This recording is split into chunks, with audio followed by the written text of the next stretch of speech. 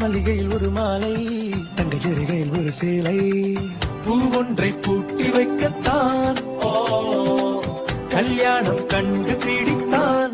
தொடக்கம் மாங்கல்யம் தந்துதானே நாம், பின்பு ஜீவிதம் துந்தனானே நாம். தொடக்கம் மாங்கல்யம் தந்துதானே நாம், பின்பு ஜீவிதம் துந்தனானே நாம். தொடக்கம் மாங்கல்யம் தந்துதானே நாம், பின்பு ஜீவிதம் துந்தனானே நாம்.